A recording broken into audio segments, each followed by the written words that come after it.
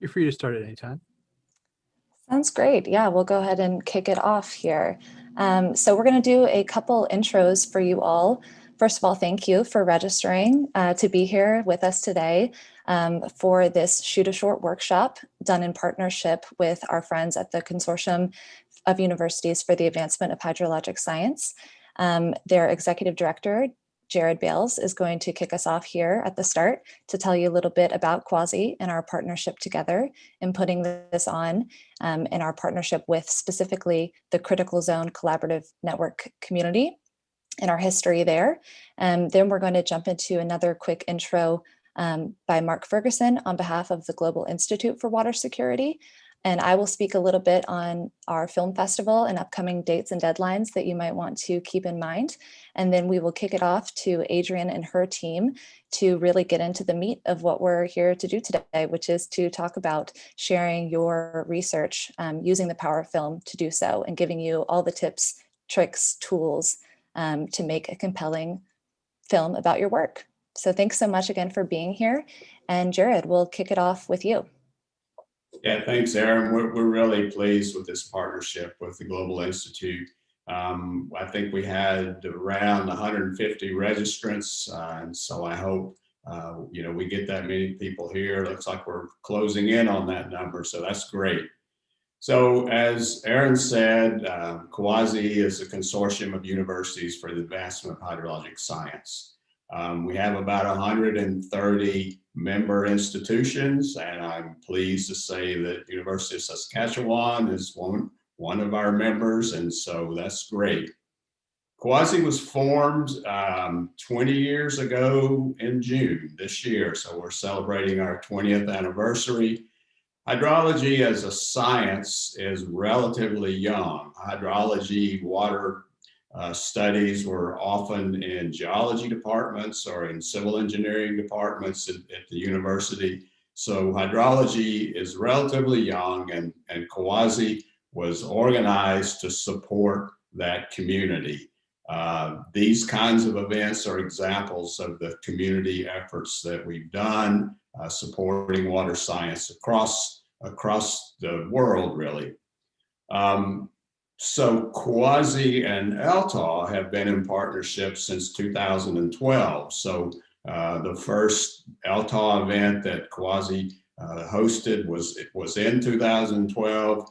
We've been supported by the National Science Foundation, the Johnson Family Foundation, and Linda Lilienfeld. So that's been a really productive partnership of almost 10 years. We've given 71 grants for ELTA events. ELTA events are kind of the traditional ones in which a film is shown and people talk about it and what it means. More recently, we've been giving grants for students, university students, to shoot a short. And so that's what this workshop is about as well. So we Quasi will have a showcase of some recent films and a panel on March the 30th. Adrienne Thomas will be a member of that panel, and so we invite you to register and participate in that event. I think that the registration link is not up on our website yet, but it will be up soon, and it also will be in our newsletter that comes out later today. So sign up for our newsletter if you haven't done that. So we're looking forward to a great afternoon. And as I said, we're really pleased to be here. You can find out more about Quasi's ELTA activities at quasi.org under education. So thank you very much. Thank you so much, Jared. Appreciate that. We're going to pass the mic over to Mark Ferguson, Director of Communications for the Global Institute. And then after I say a little bit about the Film Fest, we will then pass it off to Linda Lilienfeld, our founding director of ELTA, to talk about film science communication. Mark, take it away. Thank you, Aaron, and thank you, Jared. Very pleased to be offering greetings on behalf of the Global Institute for Water Security at the University of Saskatchewan. And this is our second year partnering with Let's Talk About Water. and it's been a great deal of fun, and we're very happy to have you all here today. And I'll keep it short. Thank you, Erin, for the introduction.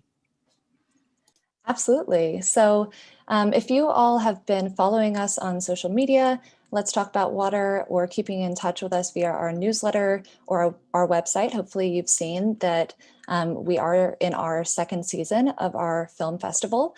It's actually started, this is our second year, right? And when it began last year, it was right when the pandemic hit. So we had to pivot, much like everyone in the world, and started planning a fully virtual festival. And we actually created an online virtual theater for people, the general public, all of you, to access some of the best films about water for free. And so this year we're continuing that by connecting themes and topics that are explored on the Let's Talk About Water podcast by host Jay Familiari, with a selection of feature-length and short films for you to enjoy. So I will drop a link in the chat for you to check out our recent topic and set of films focusing on groundwater. And those films are available on our site now through March 22nd for you to enjoy. And then we'll announce a new set of films under the theme Valuing Water. We'll also be having a community forum on that topic with expert panelists. And then just to say, you do have to register to view the films, but it is free. And this is a simple way for us to keep your account secure and our films secure as well. And so last thing about it is just that the virtual theater is also where we house our Water Film Prize. And this is a really exciting endeavor, and one that I would hope you all would be really interested in, because it is a short filmmaking competition where you have the chance to win for the International Film Prize 10,000 USD for the grand prize for our film winner. And basically it's inviting everyone, scientists, researchers, aspiring filmmakers, activists, whoever you might be, if you have a story about water and you want to share that, a story about your research like we're talking about today, this is a chance for you to share that through the power of film and inspire others to take action and to learn. So I'll send you a link for that as well, but that's coming up too, so keep an eye out. Thanks so much. And I'm going to pass it quickly to Linda to talk about the introduction to using film in science communication versus a traditional approach. And then after that, Adrian will take over. Thank you very much. So I guess here I am. And I know Adrian thinks she will have 2 hours to do a program, but I'm going to take up the 2 hours because everybody who knows me and knows that I helped create Let's Talk About Water knows that the minute I have an audience, even if I can't see them, I'm taking over. No, I'll try to be brief, but I'm so excited to be here. I'm a little overwhelmed. And basically everybody spoke very clearly about all the different elements and how they came together. But I'm going to tell you a little bit about my past and how it comes into the present. And I wanted to explain that I am very happy to be here, and I am the founder and director of Let's Talk About Water. And how that came to be is that I am what's called a picture and film researcher. Means I work on documentary films, museum exhibits, and books, and I specialize in science and history. And a picture tells a story. And one of the exhibits I worked on was at the Museum of Natural History in 1992 about climate change. And I realized that this subject was really confusing and really hard to understand because you have many sciences, and then they, like biology and chemistry and geology, and then just like Jared was saying before, hydrology is pretty new. And so the idea that you have to think of it almost from biogeochemistry, and it was so confounding. And I realized that water was a great entry point because water really knits it all together. And I realized that the way scientists communicate with each other, peer to peer, they use posters, they have research articles, and they use PowerPoints. And when I went to the AGU, there was an amazing presentation by Marcus Weiler, who many of you probably know. He at that time was at University of Washington, and his PowerPoint was about snowmelt in the Pacific Northwest and soil moisture. And what he did was he took a time-lapse image of a year's worth of snowmelt on the beautiful trees of the Pacific Northwest forests.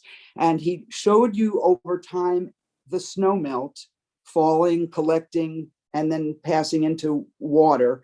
And then he showed you his graphic software package, which was so beautiful because as you saw the soil moisture in the data in the software, you actually saw it going up and down. So you had a very visceral reaction to understanding data. And so it was something that hit me that science can actually be made more simple and more clear. And instead of it just being peer-to-peer, it can actually reach a wider audience. And so I met Rick Hooper, who I'm indebted to, and I worked with Quasi using, as Jared so wonderfully said, the events for Let's Talk About Water. But I realized the events come and go, and we still are left with a serious climate change crisis. And the scientists understand what's happening, like in Texas, that snowstorm. It's really, I think, about the depression of the jet stream, which is beginning to happen. I mean, huge systems are changing. And how can scientists impart this wonderful knowledge? I told you, Adrian, I would talk a long time, but I'll wrap it up quickly. And so the idea that maybe a short film competition that had a very nice prize at the end could stimulate scientists to really think about how to take the gorgeous imagery that basically they use in their work, like Andy Miller's beautiful flood maps, or Bill Dietrich has LiDAR, where you can just see terrain and understand heights and depths. There's such beauty, even in the walls, the hallways of geology departments and hydrology departments, the images that are put up on the bulletin boards. And so Jay actually was the first person to do a Let's Talk About Water event at UC Irvine. And now 10 years later, here we are at University of Saskatchewan with a multitude of events and projects. So combined, this is a watershed moment for me, combining Quasi and GIWS at University of Saskatchewan. And I just can't tell you, we all talk about breaking out of silos or building bridges between silos, but thanking Adrian Thomas and the Shoot the Short workshop, the wonderful team at University of Saskatchewan, and Jared, who's open to hosting this kind of event, I am so delighted at this watershed moment to be here with you all, and I hope you enjoy it. And I'm hoping that we can do this 4 times a year so that it isn't just a one-shot deal. We have a 2-hour program and it's over, but that we can revisit this event so that we can see your progress and we can help you in the moment that you're at in creating short films about your wonderful science research. And I thank you very much. Goodbye. I'm done. I love you all. Goodbye. Thanks so much, Linda. Appreciate you and all the hard work and everything, the creative energy you've poured into this and bringing us all together. It's really wonderful. Adrian, we're going to pass it to you. Take it away. Hi, Linda, that was great. And you didn't go on as long as you told me you were going to. That was beautiful. Thank you so much. And I just want to say thank you and welcome to everybody who's here. And we are honored actually to be involved with the Let's Talk About Water. We have been involved with it since the beginning. And it's just been a privilege because it fits right into our mandate as a media production unit at a university. What I'll tell you is just a quick little preamble to tell you who's going to be speaking to you today. Again, my name is Adrian Thomas. I'm the manager of the media production unit at the University of Saskatchewan. And I'm going to be joined by 3 of our media developers who will be speaking to different areas of production that we follow as a rule. Because just like we have process and procedure that we follow pretty diligently in order to accomplish the work that we do. So you'll be meeting Sandra Panko, who will be talking to you first, followed by John Agresco and Wayne Giesbrecht. And they're part of our team. We're a small team of about 10 people at the University of Saskatchewan, and we serve the entire campus. So, and it's been a really trying year tell you. We are all specialists. We're industry professionals. We come out of broadcast and film and music production backgrounds. And so we've had extensive professional experience in broadcast, film, animation, media production management. And most importantly, our area of specialization now is, of course, research and educational media. Our number one rule, because we're not academics, we're not content creators, we're collaborators. And I can't stress how important that is when you're undertaking a production project. If that's the way you want to go, collaboration is everything. So we collaborate with educators and researchers. And basically what we do is we take their content and we use our professional experience to translate that into a media platform. And also try to tell a story in the process. So Wayne, maybe what we could do is we could throw the PowerPoint up. Do you want to share the screen? And we'll just jump into why we're looking at film and video for research and why it's becoming so important.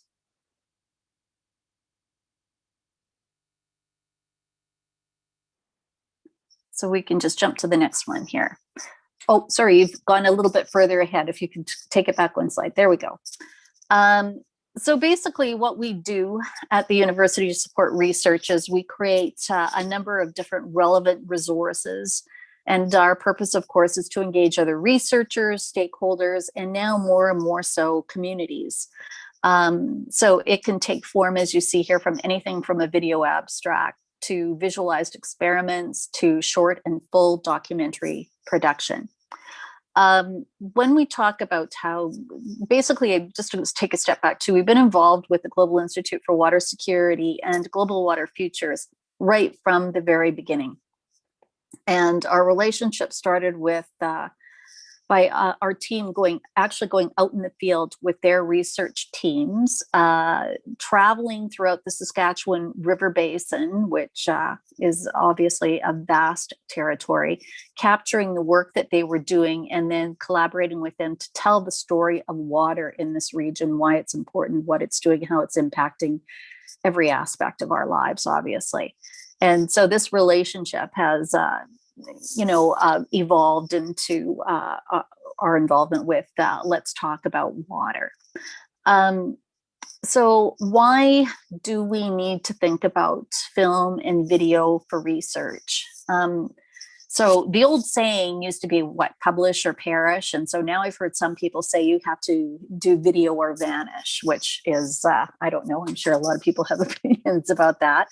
But one thing I will mention is the researchers or the research teams that we have worked with, I will just say I'm not taking credit for it by any means, but they are typically successful in obtaining funding for existing and new projects.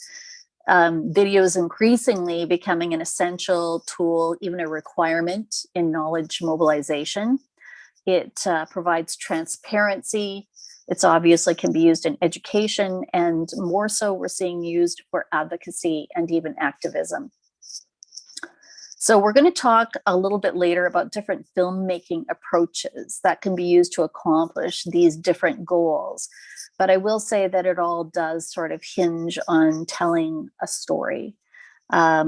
Sort of storytelling has become a bit of a buzzword these days, and but storytelling is extremely relevant in science, as it opens up the door to non-scientific perspectives and understandings. It's an opportunity to capture authentic voices, and it is your messenger at the end of the day. I mean, never before have we had the tools, like in our phones, to first capture really great elements.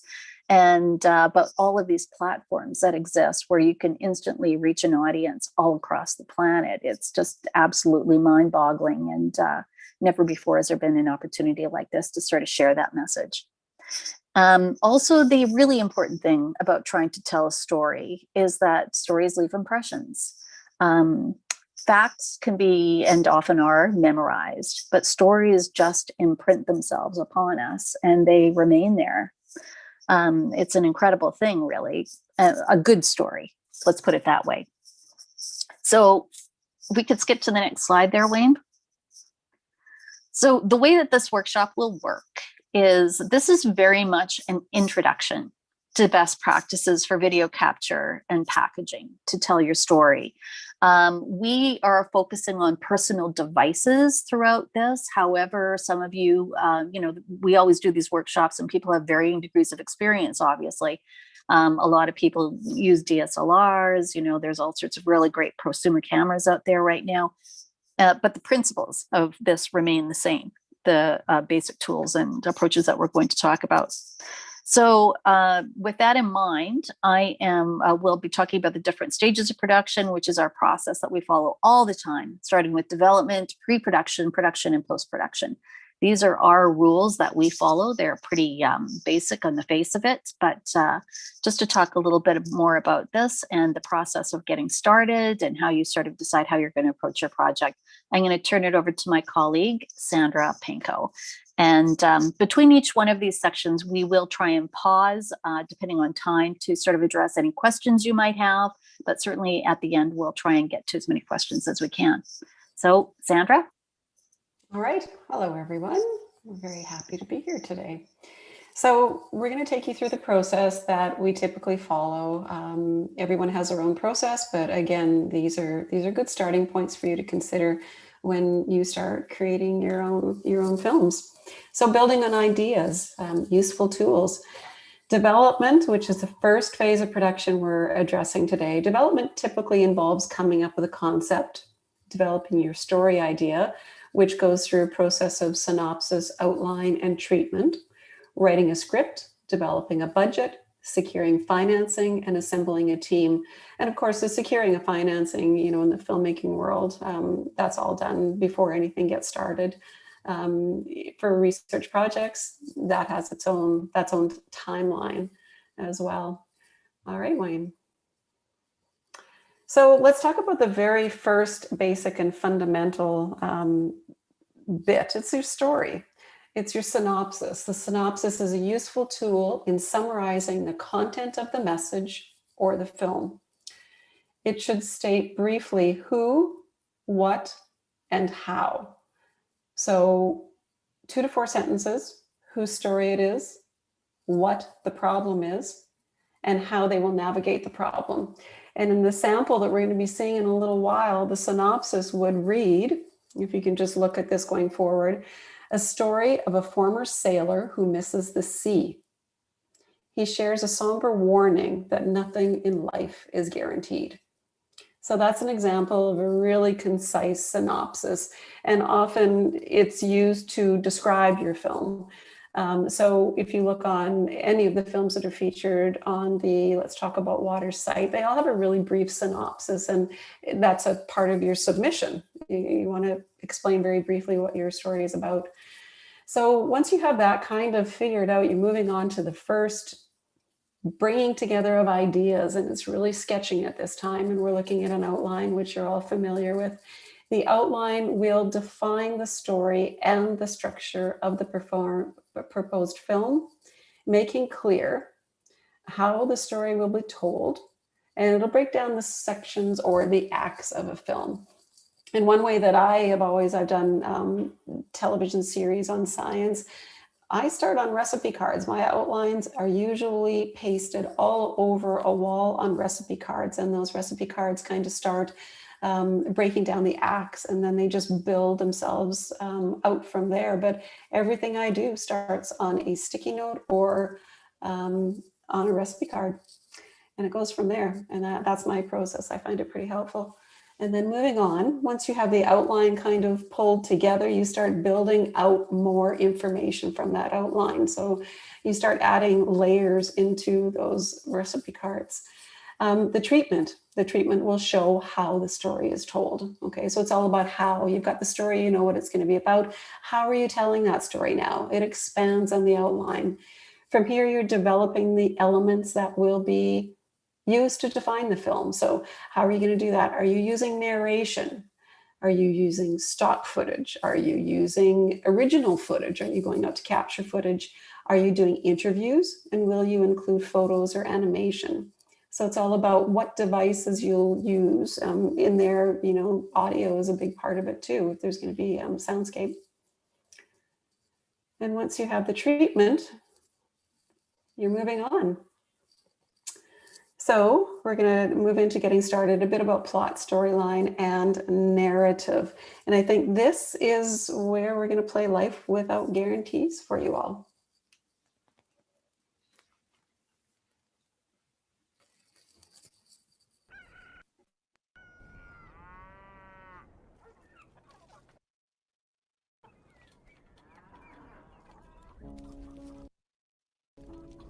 Jaz vaxtlarında I'm sorry, give me a moment as I try and fix the buffering issue.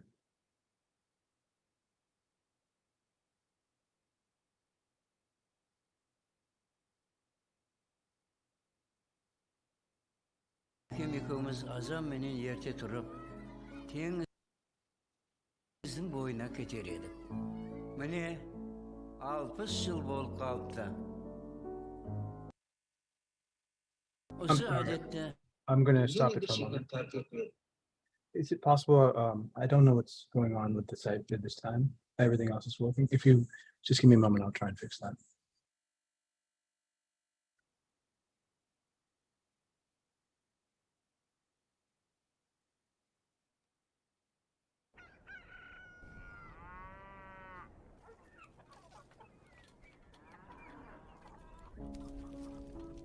Jaz vaxtlarında her günü akem ikimiz azam menen yerte turup tengizin boyuna keter edik.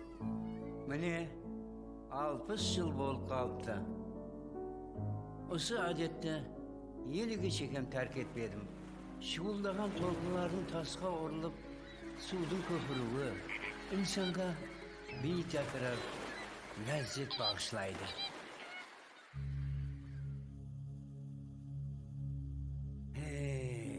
Bir vaxtları bu yer ulkan tengiz bolgan, keme paraxotlar tumlu tuzga qatnagan, tonna balıqlar avlangan. Desem, senesiz be? Bugan mening dalilim var. Eger magan sol vaxtları kimdir kelip, osu tengiz joq bolup ketedi. Ornunda sahra şöl boladı desem men sen begen bolar edim. Endi bolsa bir vaxtları bul yer tengiz bolgan degenge sengin kelmeydi. Arkadan yesedim aldığınızda ağıp durgan suudun kadirine jetin. Onu hemme vaqt ağıp turadi deb hiç kim kepillik bere almaydı. Seni ver, hiç kim kepillik bere almaydı. Adam zattan yendenmez, suvuz kan arar.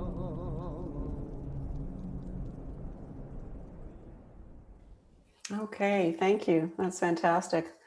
So we can move back to our PowerPoint presentation. We're going to start talking a little bit about act structure.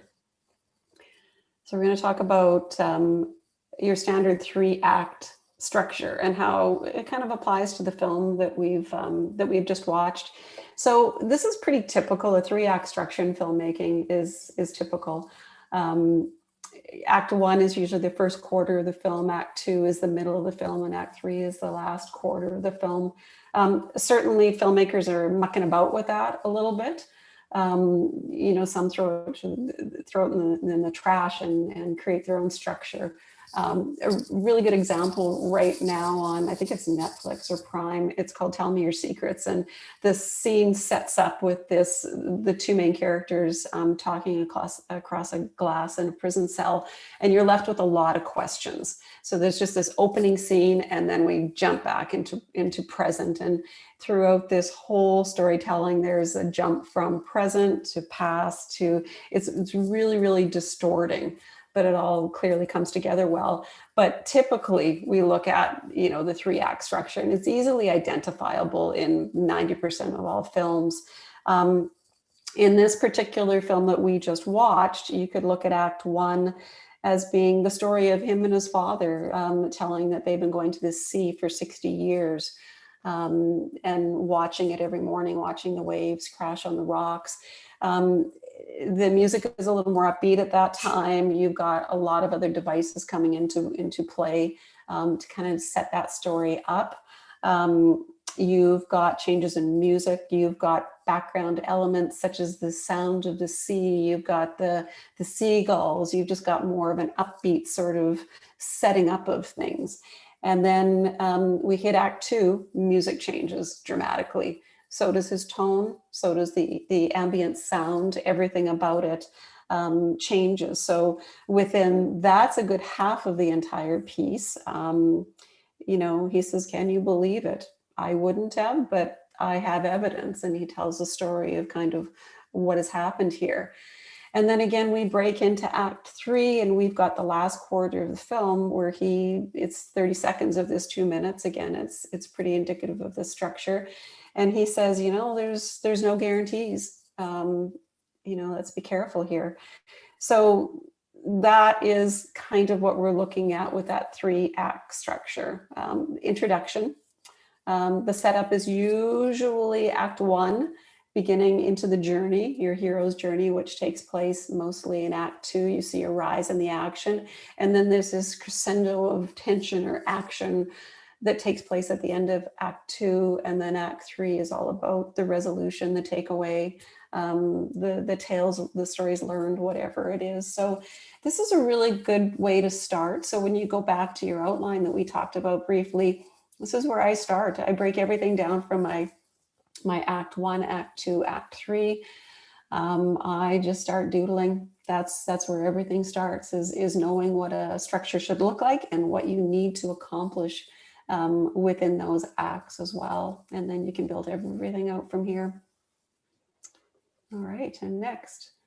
And then the script, of course, there's 2 different ways when you're looking at this story structure. There's 2, I'm going to argue that there's 2 ways. I'm sure there's many others, but the basics of script writing could be done in different phases. If you're writing a dramatic piece or a performance piece, and I would classify what we just watched as being a dramatic piece. Of course, all that would have been written in advance. The script would have been written, the narration would have been written, the scenes would have been written all in advance. A lot of what I've done in the past is documentary television. So that's a completely different beast. You know what your story is. You've done all the work in understanding what your story is about. But most of that is going to be interview and narration based. So typically what I would do with documentary pieces is you get the interviews. I get my interviews first. I go through, I transcribe those. I build them out into a story. And then you build a bridge narration into that. And it's a pretty long process, but it's at a different time than if you were actually writing a dramatic piece. It's actually done after your production rather than before. Okay, and then storyboards are a great tool. And I don't need to talk a lot about storyboards. Storyboards are just another phase of making sure that you are getting what you want to achieve when you turn your camera on. So storyboards, there's many different samples on the internet of the types of storyboards that can be used. It's a visual representation of the film. They are the images with shot details. They can either be, stock shots, they can be sketches or drawings, and some dialogue can be included as well. When you're doing a dramatic piece, this is pretty important to do beforehand because it gives you an idea of when you get onto set or into your dramatic production that you know exactly what your shots are, how they relate to the individual scenes or the individual shots, what your camera angles are. All of those details can be laid out in a storyboard. And again, there's so many different samples, and that's kind of training on its own, but lots of that exists on the website as well. So that is, that's your process in getting ready. And I think that we're heading it on to you now, Adrian, aren't we? Yeah, thank you, Sandra. That was great.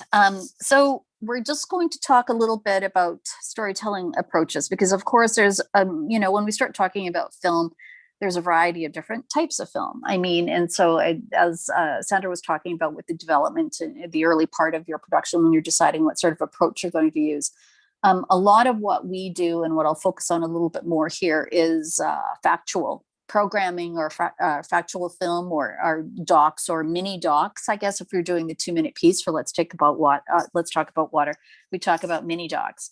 So when we talk about storytelling approaches, we saw an example of a classic sort of like narrative approach with no guarantees that Sandra was just showing you.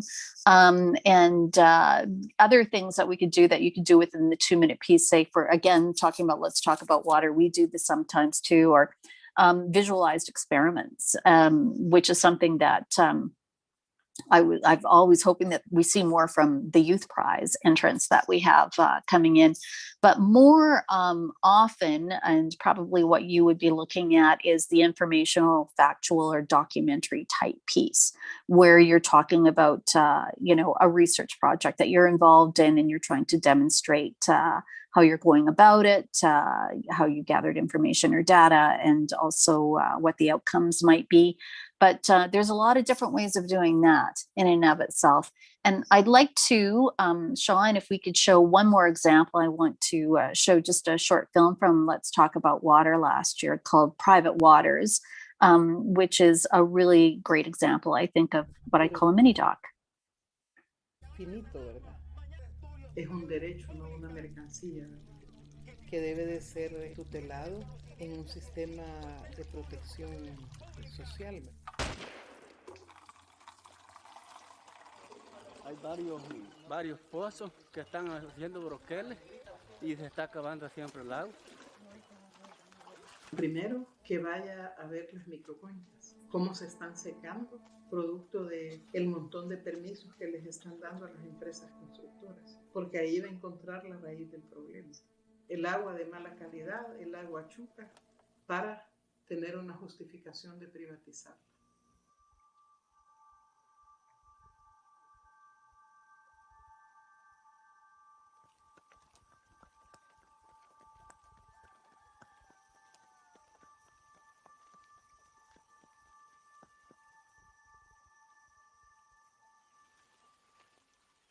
La DESCO la que empezó a gestionar y a organizar el sistema de agua, porque era una necesidad primordial y sentida por la comunidad del rodeo. Nos organizamos, luego articulamos y luego ya empezamos a dar pequeños pasos. Nunca habíamos estado administrando un proyecto de agua, los hemos estado levantando de poquito a poquito. Con el gobierno local no hemos tenido ayuda, ¿no? Este proyecto beneficia a 85 familias. Y los organizamos, ¿no? Hicimos la gestión para poder tener el agua en la comunidad. Le mando un mensaje a otras comunidades de que tienen que organizarse, tienen que gestionar un proyecto de agua.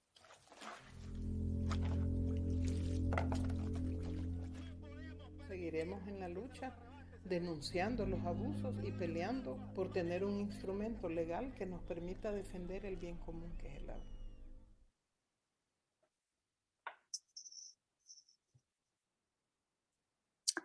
So that was, if we could go back to the PowerPoint there, Wayne. And so the thing that we saw there is, it's really great. It's a great intersection of sort of maybe policy advocacy, that's and melding that with a very real personal story. And I think this is a great example when we're talking about the mini doc approach, where we're hearing the voices of members of the community and how this has impacted the action that they've had to take. It's one thing that we have to think about when we're talking about story approach. And one thing I always start with at the beginning of this kind of project is I think about who my audience, who my intended audience is going to be. What do I want to accomplish with a factual piece of programming? What's the message? Again, that message that you want to deliver at the end of the day is an imperative. So you have to take a step back and think about, how am I going to distribute or use this video? Who do I want to talk to? And that will help sort of make you decide what kind of approach you're going to do, whether you're going to do a mini doc approach, whether you need to use maybe animation, different kinds of elements that you can pull into it. I'm just pulling up this example here. So if you go to the Let's Talk About, I know that everybody has been sent a group of videos that were selected prior to sort of demonstrate, I think, quite effectively how these different approaches have been utilized in a variety of different ways. And they speak to different audiences as well. So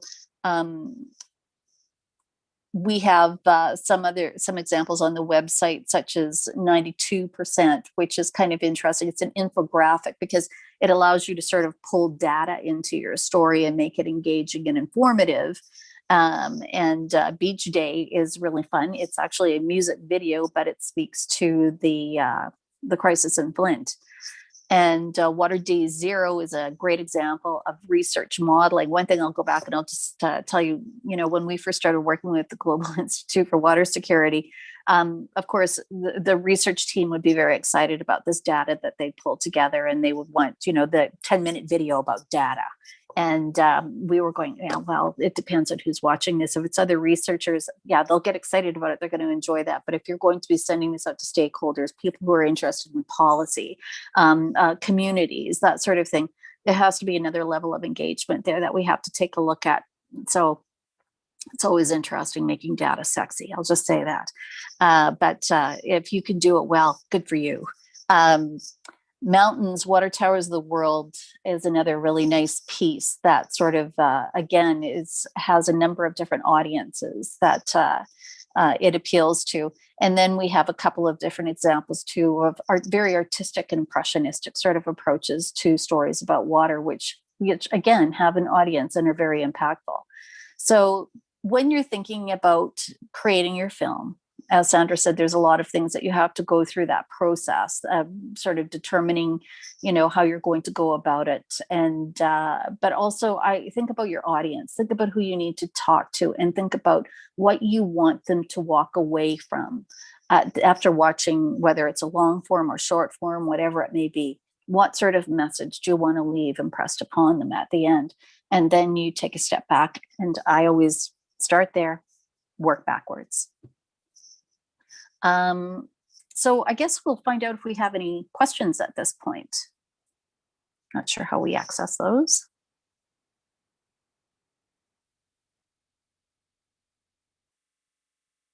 Sean, do we have questions? None on. Yeah, there was just one question earlier about the mailing list, which we were answered directly. Okay, good. Well, if we don't have any questions at this point, then we'll continue on. Someone actually just submitted a question right now. Is it hard to make a film when the audience is mixed? And another question is, how do you source music? Okay, well, sourcing music, of course, is tricky. I'll start with that first. Wayne is going to be talking about that a little bit later. There's a lot of different copyright-free sites that you can access now. I mean, at the university, like for us, we subscribe to a couple of different music sites, and they're actually pretty economical. And sometimes if you're just joining for a month for free, and you can sample that, try it out. But and you will get licensing and that sort of information. If you're talking about original music, that's a much more complicated endeavor, unless you're doing it yourself. But as far as mixed audiences, again, that's where we go back. I take a step back to sort of default to the storytelling piece. I think using authentic voices, again, is an imperative in that sort of situation, because people who are directly impacted by events, or if you're in the field and you want to tell a story, speak to the camera, tell it yourself. And those are the ways that you're actually going to sort of, I think, really touch on a broader group of people. I mean, you still have to have your informational pieces put into that. Just taking a step back to private water is a really nice example of that. I think within that film was, we had sort of the documentary approach where we were hearing the voice of the citizens who were impacted by this monetization of water, essentially. And talking about how they were sort of trying to deal with it. But intercut between those pieces were the little factoids that were being put up on screen sort of as bridges between the sections. And so, you know, very subtly, but you're still getting the information that you need to get in there to touch upon a different, sort of a broader audience group, if you will.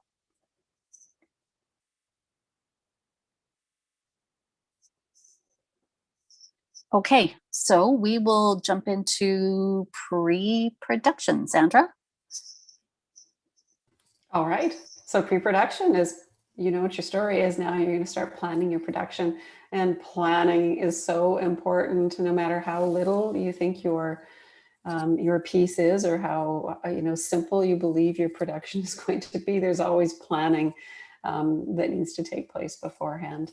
So just the basics, and some of this may seem really obvious. Some of it might be something for you to think about.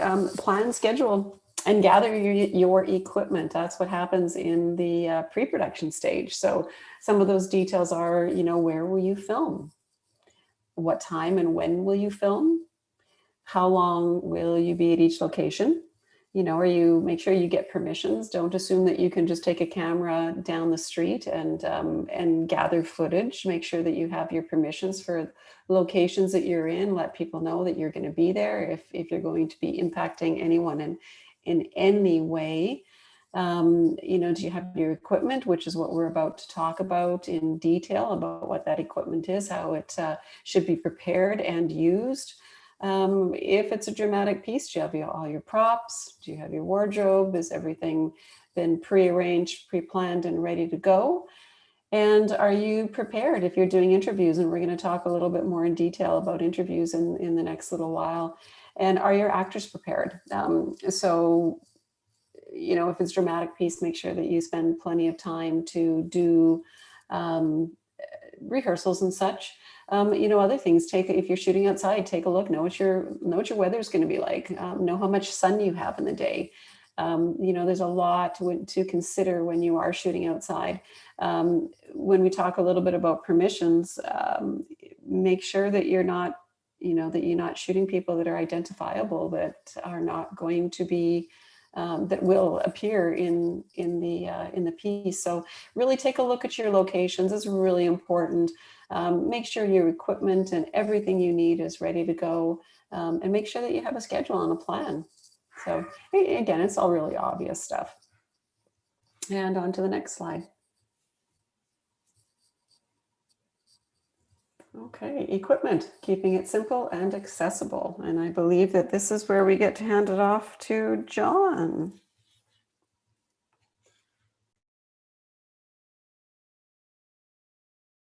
I wasn't quite ready with my microphone mute button. I was on Zoom this morning and I lost it. Anyway, so we're going to talk a little bit about equipment here. For the purposes of this presentation, we're going to be talking about basically two pieces of equipment. And basically, we're going to have like an iPhone. We'll be talking about an iPhone, and we'll be talking about iPads. So it's very straightforward. If we are going to be shooting with that, the nice thing about the iPhones is the first thing, very capable device, takes great pictures. What I'd like to state right off the bat is to use the back camera on the phone here, because it is a higher resolution, does a better recording, and rather than the selfie cam. And then this way you can actually use the screen as a viewfinder as well. A very important thing to keep in mind with your phone is also to ensure that you have enough space. For the purposes of this awards, we're looking at HD videos.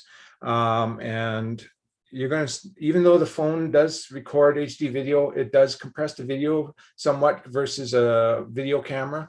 But what you're going to probably need is at least 7.5 gig for an hour. And that's if you're using the H.264 format. If you're using if you have a newer iPhone, say since iOS 11 or whatever, it'll likely be recording in HEVC. And it will actually use half that space. But the one thing you want to keep in mind is that HEVC will, there is a potential that it might not be compatible with what you end up editing on. I know a lot of the newer computers, or Macs would be fine. But if you're using a Windows machine, unless it's Windows 10 or something like that, the likelihood of it being compatible with HEVC will be, you just want to make sure that works beforehand. And then we're going to be recording the videos. What we're going to be doing is 1080p, which is HD, 1920 by 1080 at 30 frames per second. Or you could shoot in slow motion as well. But keep in mind that you're shooting in slow motion, your amount of data you're going to use is going to be twice as much. The other thing you want to do too, and I've been caught by this myself, is when you're recording things is to make sure your phone is in airplane mode. So you've got the greatest shot, you've got good audio and everything like that. And then all of a sudden you get a text or an update or a message from somebody, and it'll interrupt your audio. It may interrupt your recording. So make sure your phone is in airplane mode, then you don't get any interruptions. And then also you can carry an extra power pack. So basically a battery pack that will plug into the port here so you can last a lot longer. And yeah, so we can go on to the next slide. Things with to consider with the iPhone is to look at exposure. You can basically tap on the screen, you've probably all done that with taking pictures and stuff like that. And you can tap on the screen and then you can kind of slide up and down and it'll actually set the exposure and brightness of the picture. Color balance with the camera. Unless you're going to go into a professional app, which we'll talk about later, it's kind of just automatic. So right now you're seeing what basically is outdoor light hitting the side of my face. If I had incandescent light, it's obviously going to be a different color. So you can see how the color is changing quite a bit on my face.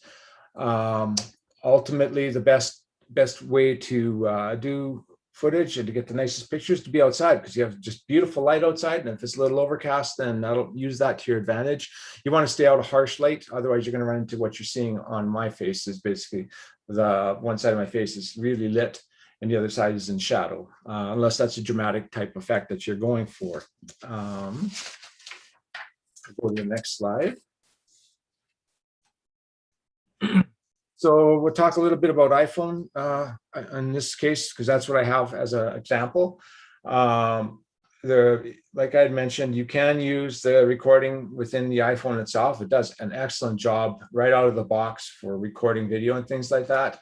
If you want to look at getting into being able to control your camera a little bit better, or to control your exposure, to look at really kind of playing with the color balance. So using your camera, white balancing it against white in the scene, and then playing with light that you're working with, you can get into professional apps, which will turn your telephone or your cell phone into a pretty powerful video camera. I myself use Filmic Pro, and it's about $15, but it basically gives you lots and lots of features. So you can control your color balance, your iris, depth of field. You can control your audio levels. You can control frame rates. You have a lot more range in controlling features and things like that with your phone. As I mentioned, the built-in app does a lot of that, but if you want to take your video to the next level with an iPhone, you can look at Pro apps. And so you can get Pro Camera, for example, Filmic Pro. Movie Pro is very similar to Filmic Pro. They're about that $15 mark.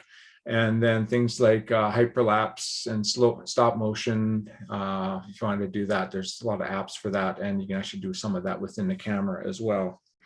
So if you just want to go to the next slide. I talked a little bit about the lighting when I started. Right now I'm sitting in my office. So if you look at the lighting on me right now, what you're seeing is basically the one side of my face. If you can go, so you see the one side of my face is fairly lit.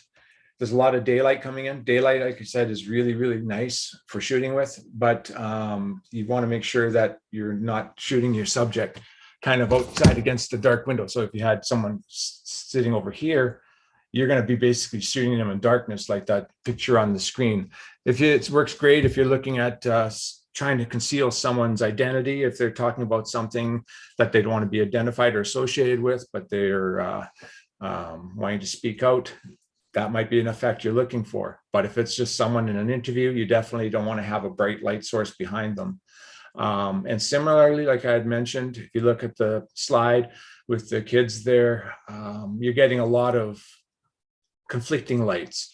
The outdoor temperature of light is around 5,600 at default. That's Kelvin, so it's just a number that they associate with the color temperature of the light. Incandescent light indoors, so light bulbs, is about 3,400 Kelvin. So it's a lot warmer, yellower, whereas outdoor would be blue. And you can even see that in that slide, that you can see some of the blue on the one kid's face there, and it's yellow on the other side. So you can kind of work with that a little bit, but you want to be kind of aware of the environment that you're shooting in. So if we want to go to the next slide, talk a little bit about 3-point lighting. Right now, if we can just go to, if you look at my camera right now, basically what you're looking at is, like I mentioned, indoor light coming from the outdoors. And basically I have one light source. But if I wanted to close off my light and work with incandescent light, for example, I can start turning in some light here. Then you can get, basically that's one light source. So that would be kind of like our key light. So you're looking at that light, it's kind of coming directly at me, and you can adjust that. If you wanted to add a backlight, you can do that as well. So now you can see here where before my hairline was actually quite, even though it's accenting my gray hair, it does separate me from the background. So I'm getting a little bit of light that's lighting my shoulders, and it separates me from the background. Same with this side. I'm still getting some spill from the window, and you can adjust your lights and play with them a little bit so it's not so intense. With lighting too, basically you want to look at not having reflections with people with glasses. So basically you have a key light, a fill light, which we're using is outdoors, and then I have a backlight behind me. So if you want to go to the next slide. I'm going through this really, really quickly. So the one thing you want to kind of keep in mind too is sound. With the sound, for recording on the iPhone, it has a little microphone built into it. Works good indoors, and if you're fairly close, it's all right. So, you know, if you're recording someone at arm's length, the audio is going to be all right. It's not going to be great. Ideally, you would want to use a microphone that you can click on their lapel, and that way you can record audio directly into, like, connected to the lightning jack on the side of the phone, and you can record the audio directly to the telephone. The other option is if you're outdoors, you would likely want to use a lapel, but with lapels or with the microphone that's built into the camera, if there's a slight breeze or any kind of wind, you're going to get a lot of that really rustling and noise, and it'll distort, and you won't pick up the person talking. So that's where you need to look at something like what they call a sock or a fuzzy sock. And basically what that does is that kind of catches the sound, or keeps the sound going through, but the wind gets caught in all these little fluffy feather things. This iMac, or this iRig microphone that I have here, is actually really kind of handy. You can actually just plug it right directly into the side of the microphone or the telephone or cell phone, and you can record, and it'll actually record directly once it's set up. And the nice thing about it too, what I like to do is actually have a set of headphones, and it has an actual headphone jack. Because with iPhones, or this model, for example, it's an iPhone 10, once you plug this in, I have no other things that I can plug into my phone, because that's the only actual jack on the phone. As soon as I plug this device in, though, it does have a headphone jack on the bottom. So I can actually put this on, record the audio, and I can ensure that I don't have any interference, or that their voice is coming through clear. So I really, really recommend investing in some sort of external microphone when you're recording. The other option is if you have an older iPhone, because everybody likes to have the new iPhone, and that you usually have one kicking around that you can use. You could set that iPhone closer to the person speaking and use it as a microphone. You can use the built-in voice recorder, or there are other apps that you can use to record audio. But with even the voice recorder, you can set that phone near your talent that you're shooting or interviewing, and use that as the recorder. set up your camera at a distance, frame the shot. Don't have to worry about how far you are away from that person because the other phone is recording the audio. And then when you get to editing, then you can sync up the 2 tracks. So you can have your one telephone piece or iPhone piece with the video, and you can have the other iPhone with the audio, and then sync up the tracks so they line up so that the audio is in sync. Let's see, other handy gear, like I mentioned, so external microphone, really handy to have. Things like bounce cards. So as I mentioned earlier, I'm quite close to a window. It's very, very dark on the one side of my face. This is just basically tin foil, and it's on the back of a cutting board because it's the only thing I had handy. You can actually put that on the side of, have someone holding it out of the frame, and you can adjust it. So the amount of light you want to have reflecting, and basically what that does is it'll actually give the person some shape. And you can also use it to do some backlighting as well if you wanted to. So it's quite handy to have and very cheap. Everybody has tinfoil in their kitchen. The other thing that's kind of handy is to have a monopod. So this is a monopod. It's basically just one leg of a tripod, really, but you can use it to telescope, and you can set it up so it's at eye level when you're standing. And it has these are fairly inexpensive, these things. It's basically just a clip. You can click your iPhone into. Once it's in there, set it on the ground, and it's nice and steady. The thing about iPhones, really handy, really easy to move around, but it's also a double-edged sword. It's really easy to move around. So when you're shooting with it, it moves around. So the one thing you want to do is invest in a tripod or the monopod with the clip.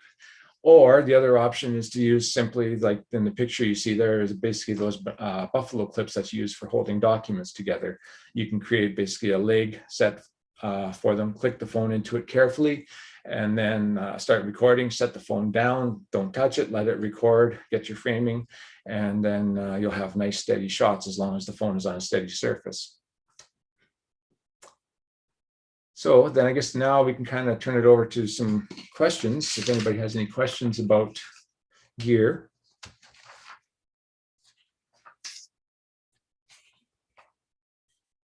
So we have a few questions, but the first one related to, some of them are not related to gear, but the first one related to gear is, you were talking about iPhones, but are Android phones okay for use in video? Oh yeah, for sure. Like I would say that Android phones are, you know, there's always an ongoing battle between iPhones and Android phones. Both very, very capable. I know Samsung, and they have very, very powerful video cameras in them. Their ability to shoot in the dark is, you know, probably exceeds iPhone in some cases, but you know, iPhone has its strengths as well. So there's always going to be that argument which one's better, but they're both quite powerful. I think if you have any kind of you know, upper level phone or even a medium level phone that was, you know, built in the last couple of years or available in the last couple of years, it would be fine, whether that's Android or iPhone. Another question is about drone shots. Can you speak to filming with drones for wider shots? Drones, that's very interesting. I could grab, I have a little tiny drone that I have, but if you wanted to use drone for wide shots, again, depending on your local regulations, I know here in Saskatoon, where the University of Saskatchewan is, you cannot fly a drone, regardless of size, anywhere within city limits. It's just a law that's been passed just recently. I know the laws are different in other parts of the country and in the United States, for example. But for myself, I have a drone that's under 250 grams. So I don't have to be certified as a drone operator. I don't have to get any special clearance or whatever. I just have to be aware that I'm following all the regulations. The nice thing about the drone as well, mine is a slightly older version, only does kind of an extended HD quality. The newer version of mine does 4K video, but you could actually just use it as a handheld device. So you can hold it. It does have a little gyro in the front that it uses when it's flying, but you can actually just walk around with it and record as well, which is kind of handy. One question is, any tip on how to minimize wind noise while filming outside? This kind of thing. Try it. This is called a fuzzy. Basically, like there's your microphone here. So you have your microphone.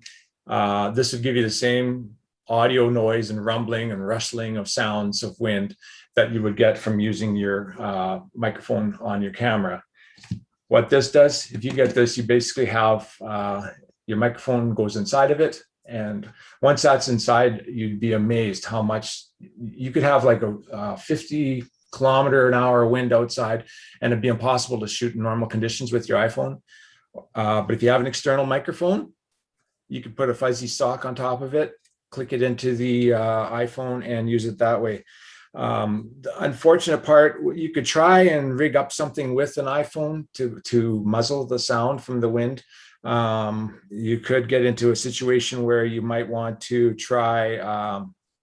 Yeah, it's unfortunate. It's where the location of the microphone is, so it's very difficult to, unless you're using an external microphone with a fuzzy or a windsock.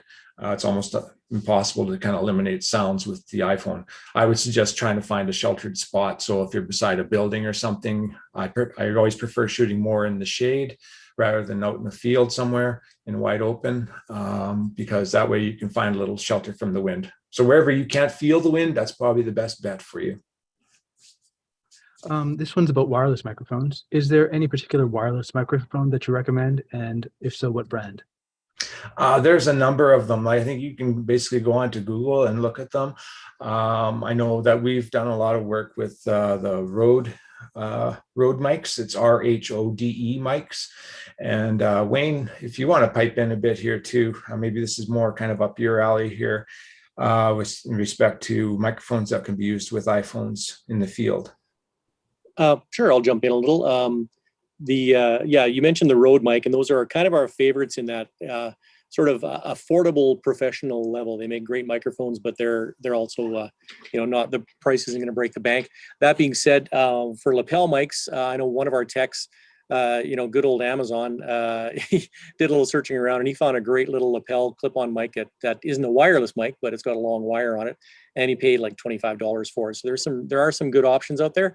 The thing to consider is durability is always a factor in any of that equipment. So the less expensive it is, probably the less durable it's going to be, and you're going to have to treat it more carefully like that. But a wireless mic is always a great option because that gives you that sort of ability to create distance as well.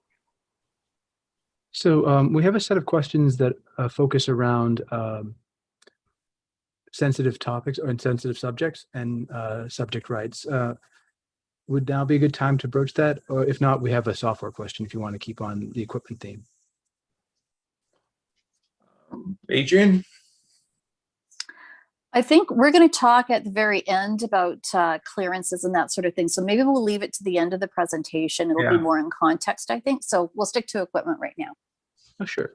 One question is, do you have any recommendations for animation software online? You're right.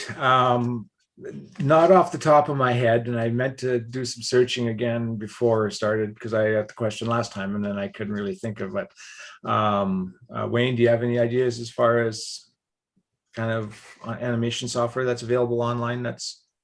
I have also failed in that category in finding anything that's available. Animation can be a tough thing because it's not usually a very easy thing to do in general. Yeah. Though, and the one thing I would say that even the most expensive, like they're probably the industry standard for animation right now, if you want to get into really elaborate animation, is Maya. And if you wanted to try and play with it, usually most software companies like Maya, even a lot of the Adobe products will have 30-day trials where you can actually do the majority of the work within the project or within the software, as long as you're within kind of the 30-day time frame before you actually have to start paying for it. Hi, it's Adrian here. Sorry, I just jump in here. Something like if you're really, great on the computer, of course, After Effects is something that you can use for some basic animation. And there are some apps that are out there. We listed a couple of them before, and there are new apps that are animation apps that are coming along all the time, but they'll allow simple things. They're prepackaged sort of templates, and you can sort of customize them to a certain degree. But animation and simple don't generally go hand in hand, unfortunately. No, the other thing to keep in mind too, like if you're talking 2D animation, 3D animation, if you're talking about modeling, if you're talking about stop action type things, or 2D animation, After Effects is fine for that. You can do a lot of the work in that, and they do 3D within After Effects as well, but it's kind of like a pseudo 3D. So a couple of people wanted you to elaborate on Windows software, what software you can download, preferably cheaper and free options. So, of course, you mentioned Premiere Pro, but is there like an iMovie equivalent on Windows, essentially? Well, yeah, like as far as, like there's the old Windows Movie Maker kind of thing, but that's, I wouldn't necessarily recommend that. There are some really good programs out there, like DaVinci Resolve is one that I think we're going to get into that actually in the post-production section. We're going to cover off all of those options. Yeah. But that's a really good one that's available, but it's a little steep learning curve, but you can use that one on both Windows and Mac. But Wayne will touch on those a little bit more in his part. So yeah, we do have some questions left, but they aren't directly related to equipment, and so I guess we'll hold on to them for later in the webinar. Okay. All right.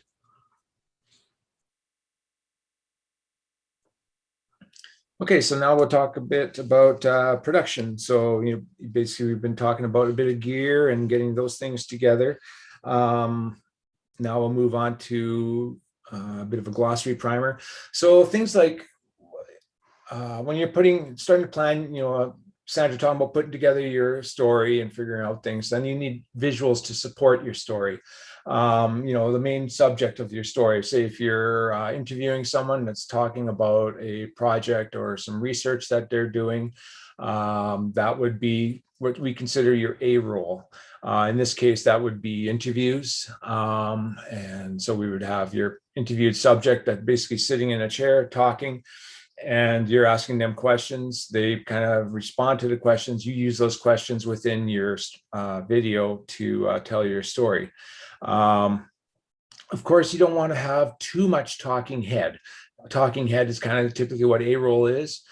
So you need to have supporting footage. So whatever your subject is talking about, maybe you want to put that person in an environment like the gentleman that was in the video that we saw with the water that had disappeared. He's walking amongst the boats and things like that. Even though he's still talking, you're seeing him just walking amongst the sand, running the sand through his hands and stuff, talking about his memories. So that would be B-roll. Those are establishing visual shots, establishing the subject in its environment. Having cover footage would be things like the a shot of the boat, a shot of the sand, and then scenery shots. Those are also things that would be considered B-roll. In some cases, maybe a subject or topic is a little bit more abstract, or it may involve talking about things that are happening on the other side of the world, and you don't necessarily have the budget to travel to the other side of the world, or maybe don't have the ability to now with the pandemic. You can go to stock footage libraries. There's a number of them that are available online that you can go to, and there's a lot of royalty-free ones that you can find. You have to make sure that you're using footage that has been cleared to be used, and read the fine print, because sometimes you have to actually put titling on the screen to show that this footage came from such and such source. Or if you're going to things like iStock or Storybooks or even Adobe Stock, you can purchase those clips and use them in your video and to support your story. So if we go to the next, again, we won't spend a lot of time on these. Are pretty self-explanatory, but again, things like a very long shot, medium long, those would be kind of more your establishing shots. So you're setting your environment for the person or item that you're shooting. If you're talking about something that's happening in a lab, for example, maybe you want to shoot the whole lab. So you see all the benches, you see the whole space. A medium shot could be the subject or the object that you're shooting. Medium shot for a person usually is kind of like a waist up type of shot, or at the elbows if they're sitting in a chair talking. That would be considered medium shot. Close up, obviously, it's pretty self-explanatory. The camera is actually closed up on their face, or if the object you're shooting, it would be a close-up on that. And same with the other things like big close-up, extreme close-up. It's like the Western, if you wanted to get to the extreme close-up of them on the gunfight, you could have them squinting like Clint Eastwood, and you get right into their eyes, and that would be an extreme close up. So that's very, very straightforward. So we can just play this quick clip here.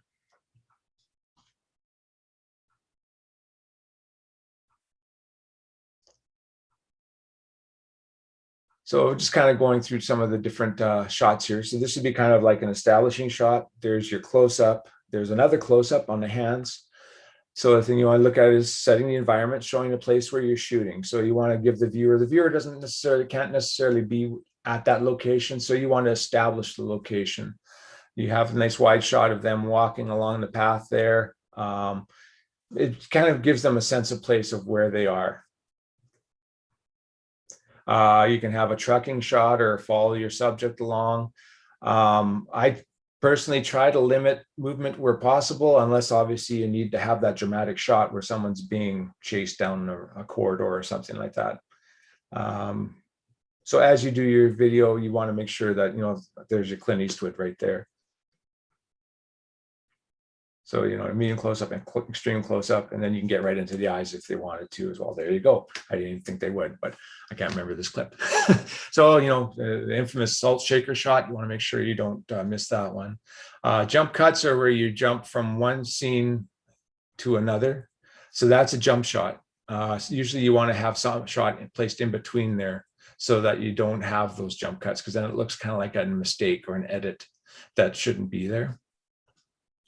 Moving the camera, you can have the person kind of walking through the frame. Again, we're talking about composition. He's walking into the frame, so he's going from the left to the center. He's from the left to the center again. And this will be available to look at again, but what we can do is go on to the next slide. So when I was talking about him moving from left to right, basically, this is the exact opposite in this slide, but we use what we call the rule of thirds, and they're more or less guidelines, and these are physical guidelines that you're seeing on the screen here. So the screen is divided into 3 quadrants, vertically and horizontally, and where those lines intersect, those are kind of the points of interest. So your eye is typically drawn in art and in video to those points where those lines intersect. Where that woman is standing on the shore there, looking out on the ocean. She's off to the right of the screen. The point of intersection is right on her head where her eyes are, and you're following the action to where she's looking. A lot of iPhones, like say the Filmmaking Pro app that I like using, it's available on Android and on iPhone. It gives you the option to turn rule of thirds on as a guide, and they are guides. You don't necessarily, depending on what you're shooting, you don't have to follow them, but they are guidelines, but they do follow the basic rules of composition. So we can go to the next slide, please. We can play this clip. Welcome to one more BTC Lab. In this video, we'll examine the camera angles and how to use them. When talking about camera angles, what we mean is the relationship between the camera and the object being filmed. This gives emotional information to an audience and guides their judgment about the character or the object in shot. A scene may be shot from several camera angles simultaneously. The different camera angles will have different effects on the viewer and how they perceive the scene that is shot. The more extreme the angle, the more symbolic and heavily loaded the shot. Let's get started with the most common angles. Eye level. The eye level angle is the most neutral of all the angles and the most common view, being the real world angle that we are all used to. It shows subjects as we would expect to see them in real life. It helps the viewer to connect with the protagonist, and it is used to relate audiences with the protagonist. The camera is positioned as though it was a human observing a scene. High angle. High angles make the subject seem smaller and less significant or even scared. The camera is elevated above and looks down upon the subject. These angles are often used to demonstrate to the audience a perspective of a particular character. Security cameras fit this category, and they give a sense of surveillance. Low angle. Contrary to the high angle shot, the low angle shot can increase the height, make everyone look heroic or dominant. The added height of the object may inspire fear and insecurity in the viewer, who is psychologically dominated by the figure on the screen. In fast sequences like car chases, running, or fights, you can use this angle because it gives a sense of speed and motion. They also give a sense of confusion to the viewer, of powerlessness, within the action of the scene. It's also good for making scenes look empty.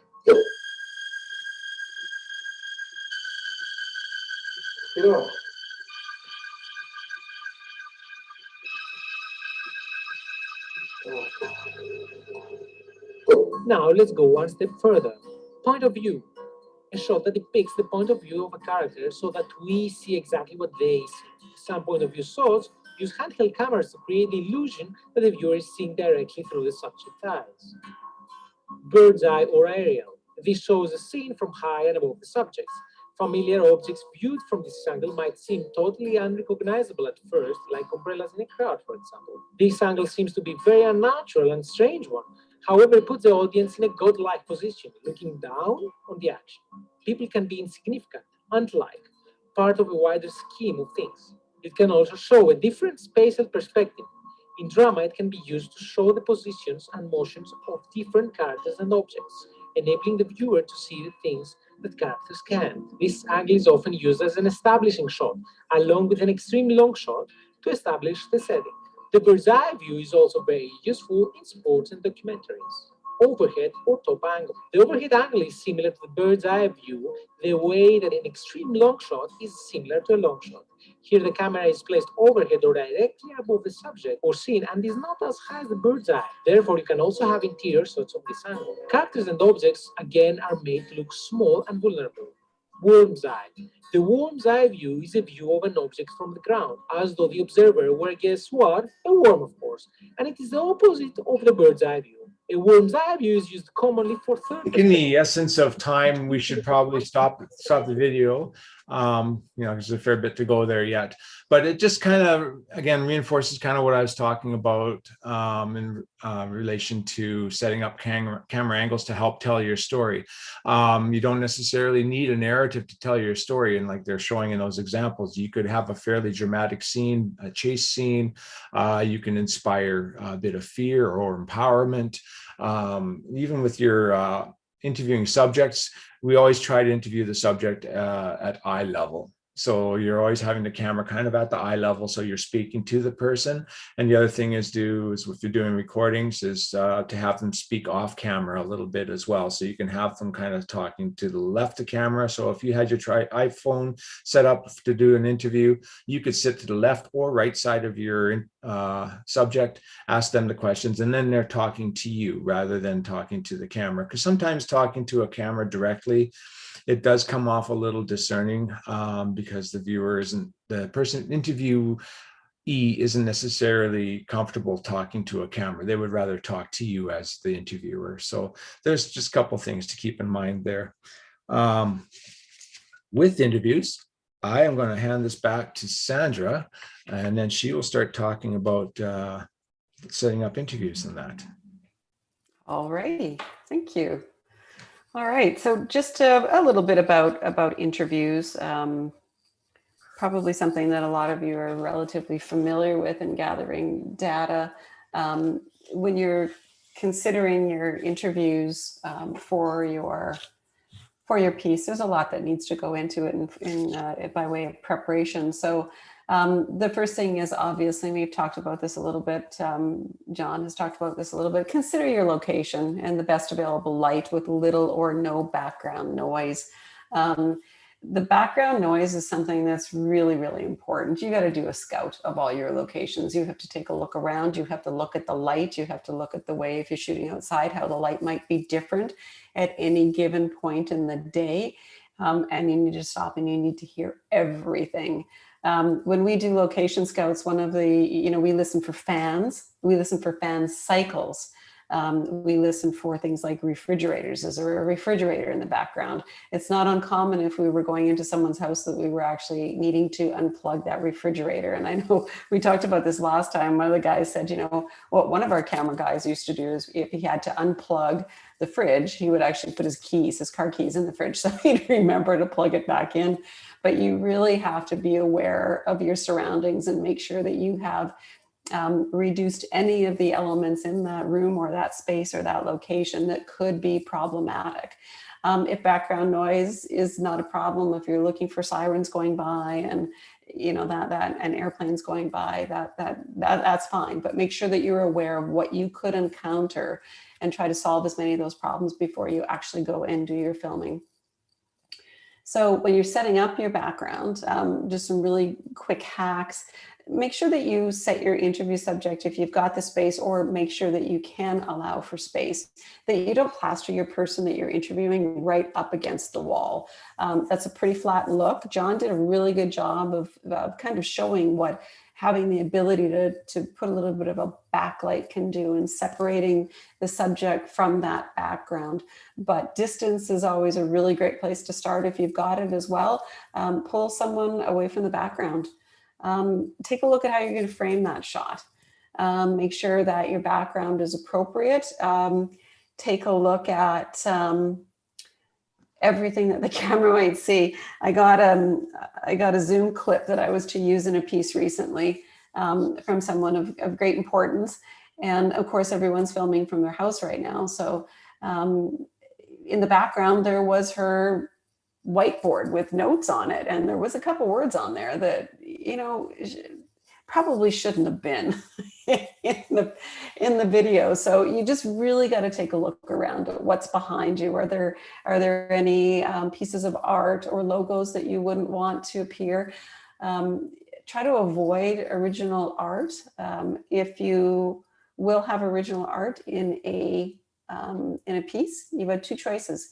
You can either blur it out in your edit, or you will need to get releases for all that artwork. So if you can avoid it, and I'm talking original art, you know, if they're just graphic things that you might pick up at Winners, you're generally fine, but just be aware of what's in your background for sure.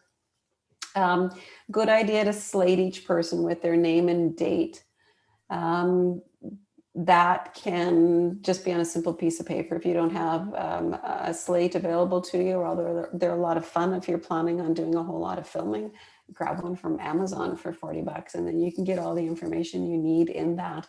But make sure that when you roll, before anything happens, slate your person with the name and the date. Get them to check the spelling. And it's also a good time to confirm how they might like their name to appear in a documentary. If you will be adding lower thirds, make sure all that information is right there. It'll save you from digging. Avoid logos on clothing. So just avoid any sort of logos. Make sure that they keep you know, the wardrobe as simple as possible, if you can control that. If you're stopping people on the street, that's one thing, but always a good idea to let people know that they should avoid logos. Maybe it used to be a problem when HD first came out, that if anything was too fine of a line, it might buzz a little. So just have them give some thought to what they're wearing if it's a pre-planned interview. If you're doing more than one interview for your film, frame all interviews in a similar way. I'm a big fan of that. I know some of the extremists are doing very different types of framing nowadays, but I think it's a little easier when you're jumping from one interview to the next to make sure that they're framed in a similar way. So if you're going to go waist up, you know, stay waist up. If you're going to do, you know, more of a close up, you know, stay chin up. Which isn't always a recommended way to do an interview, but keep them similar, and then alternate, going back to the rule of thirds, when you kind of want that piece of interest or what you're looking at, frame everybody slightly off to one side to kind of, you know, check that box of having something in that third, so that there's more looking room on one side. And then the next person that you're interviewing, flip them so that everybody's not on the same side of the screen when you are doing your edit, that you have a little bit of visual interest going back and forth. All right, next slide. And then getting into the meat and potatoes about the actual interview, take a little time at the beginning to make your interview subjects feel comfortable, welcome them, always allow a little bit of space before that interview is started to let them get comfortable in their environment, to settle a little bit, to get familiar with what's going to happen, but keep it to small talk. Try not to talk about the elements of your interview. Leave that for on camera, because the worst thing that you can do is actually get the best bit of your interview off camera. and then have it feel like repetition when he goes to deliver it. It might not be the same quality. So keep those elements of interview while on camera. Let the interview subject know where their eye line should be. Are you wanting to be a direct to camera delivery, or do you want them talking to you if you're slightly off camera? Pay attention to where you want that eye line to be and make sure that you are standing where you need to be if you want that eye line to be slightly off of camera. It's a really good idea to ask people to reframe the question in the responses. Chances are you will not be heard. Sometimes interviews, if you're both on camera, that's very unlikely, but have them reframe the question in their response. So if you were to ask somebody what their favorite color was, they can't just respond purple, or it's totally out of context. So get them to say, my favorite color is in fact purple. So that's a good practice. Stay quiet. If you're not going to be heard, don't make sounds of acknowledgement while the interview subject is talking. Give them lots of nonverbal cues, nod your head, but stay quiet. The worst thing that you can do is talk over a little piece while agreeing with them by saying, yeah, oh, yeah. So just keep it quiet, keep it to nonverbal. Leave time before and after they're speaking before you respond or pose another question. That allows two things. It allows you a bit of a gap to make sure your edit is clean, and it might also allow for a little elaboration that could be the gold that you're looking for. So, leave some uncomfortable silence. Let them know before you start that you're going to be leaving uncomfortable silence at times, and the reasons for doing that. If I'm doing an interview, I'll often let people know that they're in charge. So if they don't like the way they delivered their question or their answer, just I tell them, just take a beat, look down, give yourself a moment, look up, count to 3, go again. So you've got that natural edit point, but it also lets people know that, they've got a couple of tries at delivering this information. Always ask them if they're happy with their response. And if they said, that'll allow them to say, you know what, I'm going to do that again. At the end of the interview, always ask if there's anything that they would like to add that you may not have thought to ask. And you might use it or not, but it just leaves people feeling like they've said everything that they would like to say. And a lot of times there's some gold in there too. So, and then of course get appropriate releases, interview subjects, location, artwork, that sort of thing. All your releases need to take place before you leave. Get your interview subject releases before they walk out. It's really a pain to have to chase them afterwards. And again, if you're new to interviewing, break down interviews, listen to some podcasts, watch some interviews, listen to how people are responding back and forth. I know podcasts are such a big thing right now, and we all listen to podcasts. I listen to a ton of podcasts, but for me, the master interviewer, in my opinion, in the podcast realm right now, the ones that I'm listening to, is a guy by the name of Rich Roll.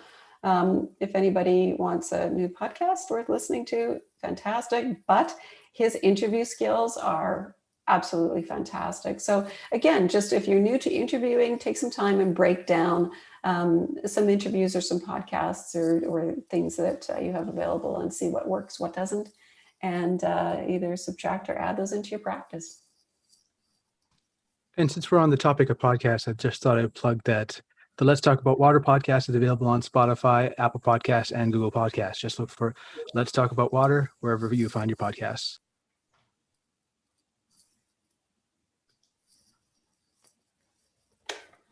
In terms of questions, now let's take that.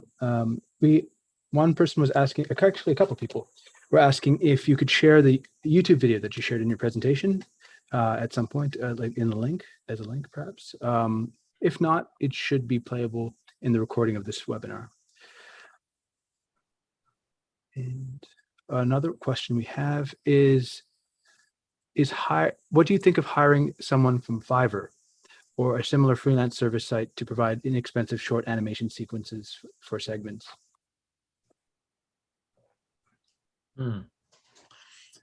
I think probably if you're going to go with freelancers, I think the best thing to do is look at number one thing, communication, making sure that you have a clear understanding and idea of what you want, and that they're able to understand exactly what it is you're asking them to provide. If you're looking with a freelancer, because with animation or graphics or anything like that, it's all basically subjective. So what they see and what you are thinking may be two different things. So I would try and communicate as clearly as you can, even if you have to sketch out things on paper, even if you're not the best artist. Any kind of illustration or drawing or sketch is far better than trying to explain something to a person verbally. Most artists, animation people, graphics people are visually minded, and their mindset is visual. They think visually. So if they will far more understand a couple scribbles on a piece of paper than pages and pages of instructions of what it is you want. That's just my 2 cents, because that's what I deal with all the time. So we had some questions earlier on about one pertaining to release forms, other about sensitive content, and other about protecting privacy of some of the people who you might be filming and photographing. Would now be a good time to touch upon those?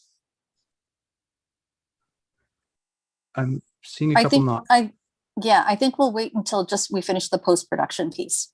Sure. In that case, I don't think we have any more questions except that are directly related to that. So feel free to go ahead. Okay, I think that brings us to my turn. So I'm going to talk to you all about after you've done all your organizing and shooting and got everything collected together, actually making a video out of it. And I'm going to talk about software in a bit, but I want to talk about technique a little bit first, because it doesn't matter whether you're using the cheapest program you can find on your phone or using like Adobe Premiere or something that's at the top end. You're going to be, your technique more or less should be the same, and there's just a few key things to look at. So the first one is getting organized, and this is something that is the most boring part of editing. So it's a step that a lot of people try to skip over, and you just sort of collect all your footage into your software and start throwing it on a timeline or whatever and see what you can make of it. But depending on the complexity of your project and what you're trying to make with it, watch every second of the footage you've got and make sure you've sorted out what's good and what's not. You can save yourself a lot of time later by just eliminating parts of clips or clips that just don't work, and then you can just ignore them and throw them away right at the beginning. So that's a really, really important thing to do. All these new programs have the ability to do what's called meta tagging within the software, so you can tag stuff like it's a one shot, it's an interview, it's and you can separate your audio from your video with audio. Like there's lots of ways of sorting this stuff out, so it makes it just so much easier to find later. Keep in mind that still images can really work really well, and Ken Burns, of course, has demonstrated that hundreds, if not thousands of times, I think. So you can make a lot of use of that. If your movie is a narrated piece, really the narration is what's telling the story. And I believe that one of the first examples we saw, really he was narrating the entire thing, and the images just supported the narration. And so that your narration is going to be what you want to sort of put down first, and that's going to set your pace, and that's going to tell the story, and you're listening to that person tell the story. And in some cases it's both, so you sort of have to shift back and forth. You may have narration, you may have live action video with audio. I sort of go and I'll probably get to this again in another slide, but I go what's called macro to micro when I'm putting something together. So I don't worry about trimming a clip to the exact frame I want to use when I'm assembling things. It's called a rough cut for a reason. Arrange the story and get that sort of working and get that sort of arrangement happening before you worry about exactly where everything is going to be cut back and forth, because you can get really bogged down in that, and it tends to affect sort of the way the video looks from the beginning to the end, and it'll sort of evolve, and not in a good way necessarily. So you want to sort of keep things sort of cohesive and look at it that way, and so that's that. And I think at this point I was going to mention a couple of people talked about some free sources for some stock footage and that sort of thing. And for some free music stuff, there's a couple of sites that I've used. One is called Ben Sound, and there's actually a site called the Free Music Archive. So, and sometimes you have to, give an attribution to the person who supplied the music, but there's lots of musicians out there who want to get their music out, so they'll offer it up for free or cheap just so they can sort of get some, the dirty word in the music business, exposure. And another one for some free stock footage that are readily available is a site called Pixabay. And these guys have lots of stills and some video. And they usually try to promote some sort of they're affiliated with a paid service as well. I can't remember what it's called now, but they have, if you need some stuff, there's generally some answers that can be found there, some stuff you can find. Transitions is something I like to talk about a lot, and sort of it can be one of the first key clues to an amateur edit is, unless it needs to be done that way, avoid the fancy transitions and stick to cuts and dissolves. And I'm going to see if this YouTube video will actually pop up on your screens and play us just a short little clip. Hey, I finished the gardening sequence. Okay, from here we star wipe to a glamour shot of Flanders paying his bills. Then we star wipe to Flanders brushing his... Dad, there are other wipes besides star wipes. Why eat hamburger when you can have steak? I'm taking my name off this thing. So I hope the YouTube popped out. I wasn't too sure how the screen sharing is working there. Anyway, I just love that little clip because they did a great job of poking fun at people who overuse some of these effects and stuff. And you can save yourself a lot of trouble just by keeping it simple. So that's just really the main point behind that. Just some quick, and again, we keep talking about how there's all these rules and techniques, and then people like to break them. So rules are meant to be broken, but it's always good to start somewhere. Usually when you're working in real time, if you're telling a story, cuts sort of display that real-time sequence. If you use a dissolve, and especially a slower dissolve, you'll have it indicates sort of a passage of time. So I'm talking to you today, and then it dissolves to me talking to you tomorrow or sometime down the road. So it's sort of it's a sort of a psychological thing that happens when you do that sort of thing.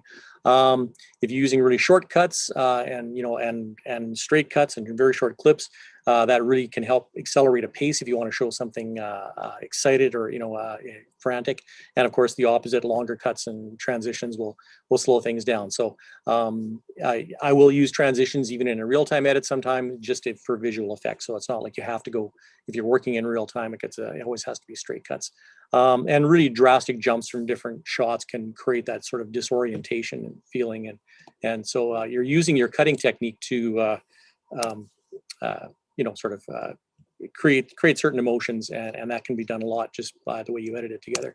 I've got a couple of examples here, and hopefully they'll pop up. Where's my mouse? There we go. So this is an example of a video showing the making of Kool-Aid. And there's two different cuts here, and you'll see the two different ways that this has been cut together. The first one I will cut short because it gets kind of long.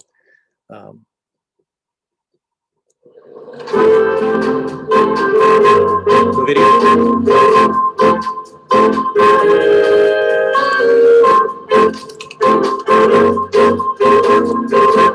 There we go.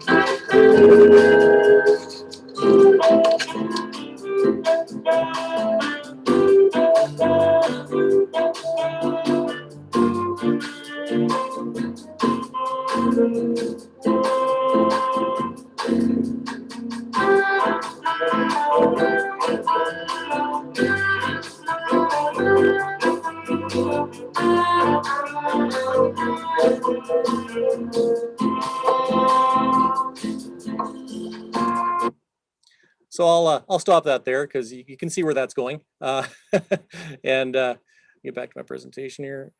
So the next cut is a different way of doing this. And so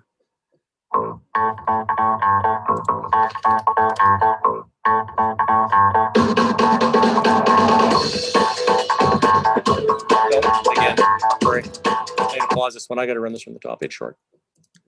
I'm learning to run Zoom. What can I say? Oh, I can't get back to my Zoom. There we go. Oh. I've lost my meeting. Sorry.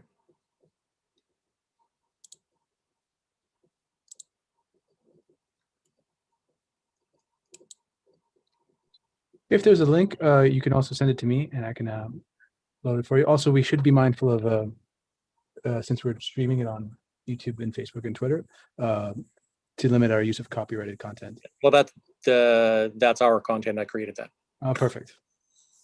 Yeah, just direct message. If you have it running into issue, just direct message me the link if it's on YouTube and I can load it up for you. I actually No found it. It's only about 30 seconds, so I'll just. All right.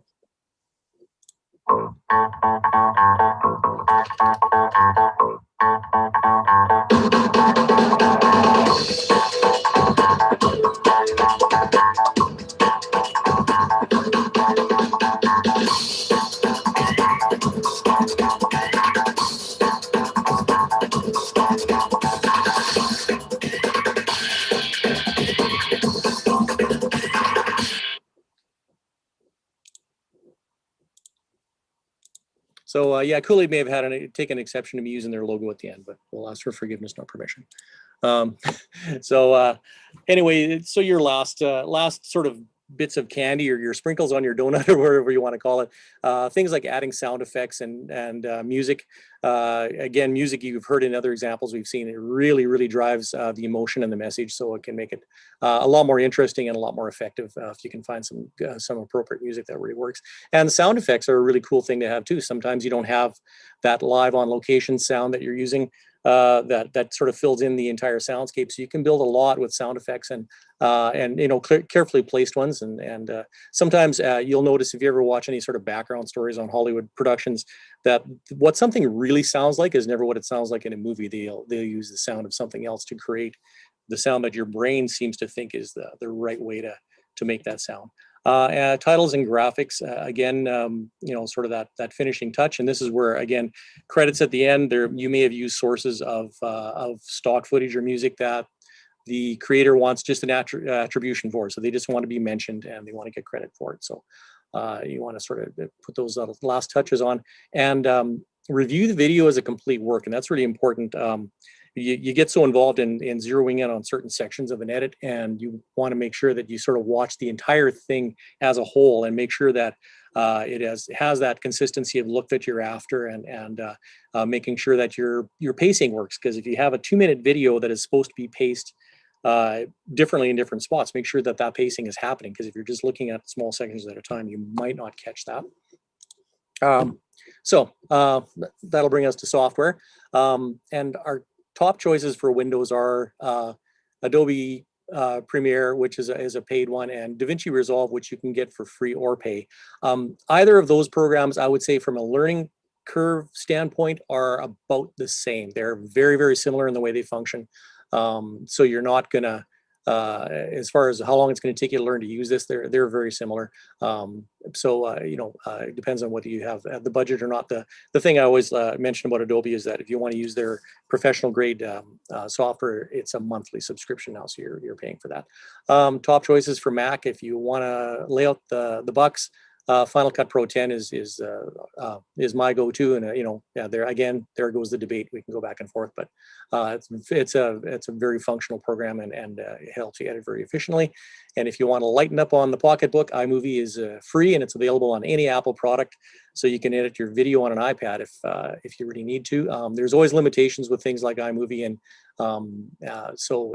but with a simple edit with music and sound effects and dialogue and maybe some narration, it can all be accomplished in that as well. Android is Adobe Premiere Rush if you're on an Android device, or KineMaster, which I've played with a little bit too, and they're both pretty cool. Again, with iOS, iMovie is your free choice there, but there is a $40, that's Canadian dollars, I believe, program called LumaFusion, which is sort of your full-blown post-production editing package on an iPad. I'm not too sure if LumaFusion even works on a phone. I think you do need the iPad. I would say editing video on a phone is probably not my first recommendation, but if you have to, you can get it done. But you need that sort of that screen real estate to really be able to make this stuff work. Exporting your video. The resolution of 1080p minimum, I mean, that's sort of the standard still. I mean, everybody's talking 4K and stuff now, but for interest of keeping the size under control and stuff too.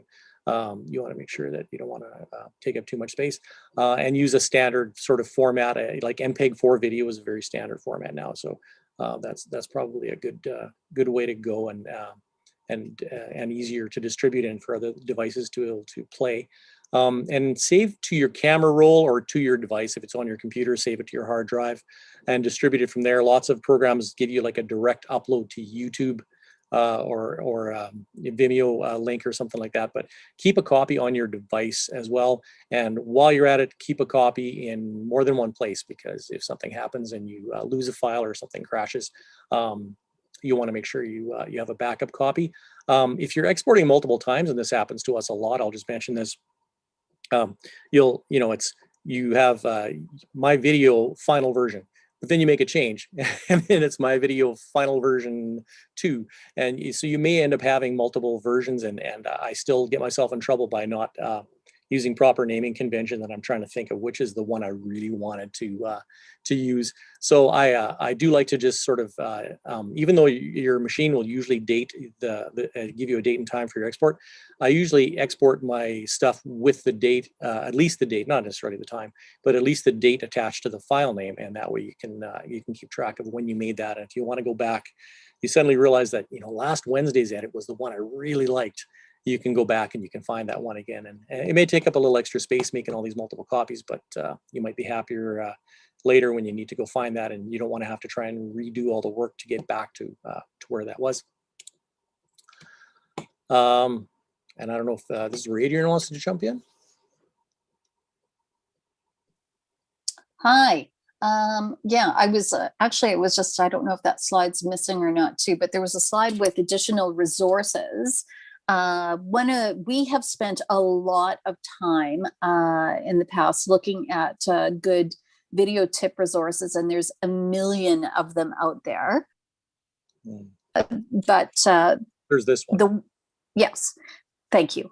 But the one that we really like is Justin Brown's Primal Video, which is on YouTube. And we do really like his. He should actually be giving us some sort of royalties, I think. But we like to use him because he's very, very current. He's creating new content all the time. His videos are short, they're easy to follow. And as I said, there's just a wealth of information there. So you can find the answer to just about any technical question you have. And he's good at covering Mac and Windows and Android and iOS and all that too. He doesn't sort of discriminate or lean towards one platform, so that's great. I think he also gets into, using prosumer and DSLRs and that sort of thing as well. But anyway, he's great. So important considerations, and we'll get to some questions. Some of them might get answered here. With copyright and legal, we were talking about releases. I mean, anything that you do not create yourself, you have to consider that you need permission to use it. It's really only the news media who can run around shooting whatever they want, whenever they want, and even that's becoming more limited.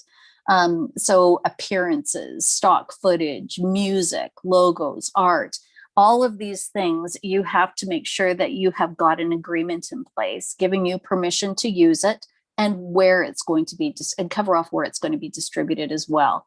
So if you're getting stock music, they will usually have an agreement that they will send to you. Keep that, save it, create a file with all of your permissions and information in it.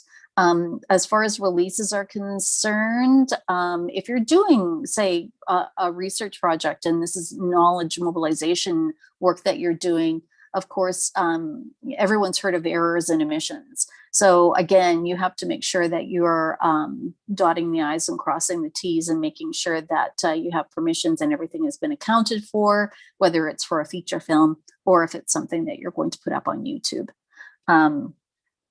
The other thing, credits are always something that are worthwhile to have because it covers off some of your legal and your copyright issues as well by having that information included.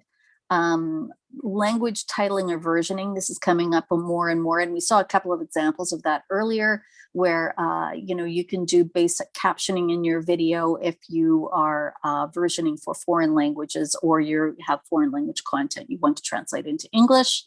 Again, appearance and location releases. Again, locations often have to be released as well. And of course, access permissions. Now, data management and archiving, I know we touched on this, but this is always something that people forget about until it's too late.